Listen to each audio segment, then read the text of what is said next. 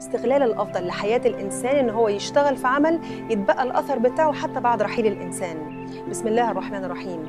هو الذي خلق الموت والحياة ليبلوكم أيكم أحسن عملا.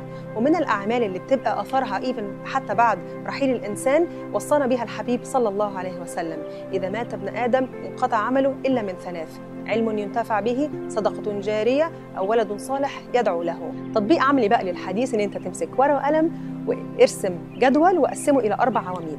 العمود الأول اكتب فيه العمل: صدقة جارية، علم ينتفع به، أو ولد صالح يدعو له.